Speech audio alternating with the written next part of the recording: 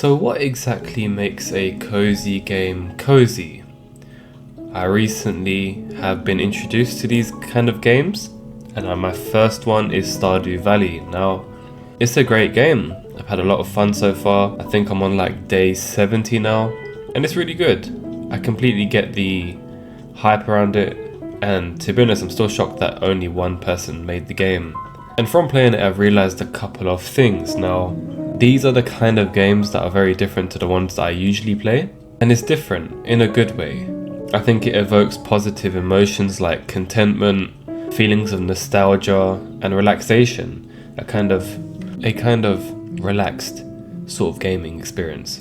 And they tap into the feelings of warmth, security, and comfort. And to be honest, I'd argue that they are pretty slow-paced gameplay, although you can just streamline your experience by absolutely grinding the game out, but typically you're going to be quite slow-paced with it because you're going to be taking more deliberate actions. You're going to have more mindful experience rather than sort of fast-paced competition like you would in a ranked shooter game, for example. And to be honest, they're quite immersive. It's kind of like a form of escapism where you've got all this sort of greenery and nice towns and good feelings, basically good vibes to the game. You know, the graphics are nice, the experience is nice, and it's just aesthetically pleasing. Though Stardew is like a 2-bit game, so they done it well. That's not glazing, I'm just saying. And oftentimes I feel like with these kind of games, there's a lot of kind of character driven narratives. There's actually lore behind the game, there's a storyline behind it. There's a lot of characters that are out there that seems like they mean something. Now, a lot of games nowadays, they don't really pay too much attention to story and actual sort of side characters and different kind of characters within the game. So I think that's really, really good that they have done that. And I presume it's the same in some of these other games that are like that. Everyone's got their own personality, everyone has their sort of function to play. And I think every game needs that to really enhance the quality of this sort of user experience. And then you've got the game mechanics. Now, these are like really nice and chill. They reward you. They're not too much of a sort of grind aspect to it. You can kind of feel like you've done something if you play like half an hour of the game. And I feel like this kind of thing encourages players to kind of take their time, enjoy the process of each day that kind of goes in the game. And moving on from that, I mean, you've got stuff like exploration. Each part of the map has something to offer. There's like secrets within that. And there's different like elements that sort of exist in each part of the map. And then you've got crafting. Now these are like items that you can gather from different resources and you can build stuff. And to be honest, there's quite a lot of stuff you can build. So the creativity is kind of endless, although there is a slight limit to it.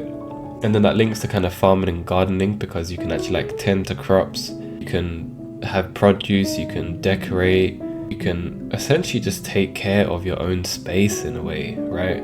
And again, I feel like these kind of things, they evoke good emotions, like maybe stress reduction, because I don't know about you, but I have never played one game of Stardew where it's like I've come off annoyed or something like that. Like, it's all been just a very chill experience, and I think this is really good for just overall improving your mood. Like, comparing to other kind of games, it's like these games they're just chill, you know, just a chill dude. And from that, I feel like maybe because you're more mindful, maybe your creativity can be enhanced, because it kind of puts you in this kind of place where even when you decorate or even when you have to build and things like that, it's pretty open-ended.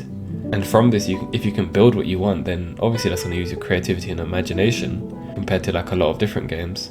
And I mean, to be honest, we always like to play games to get some downtime and unwind, right? So why not do it with these kind of games?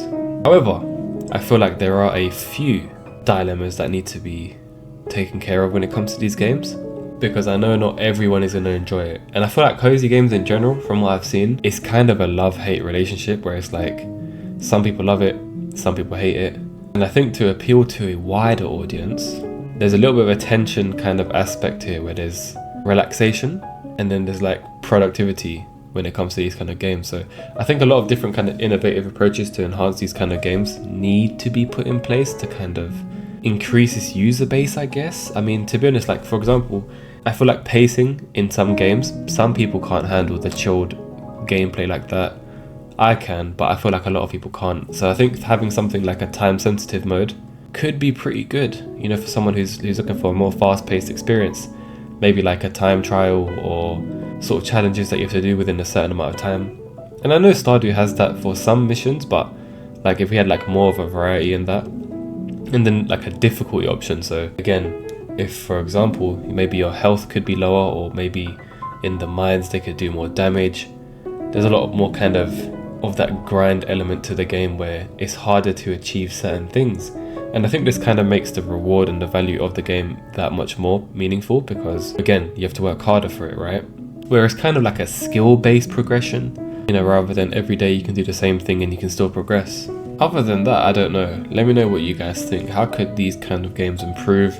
And you never know.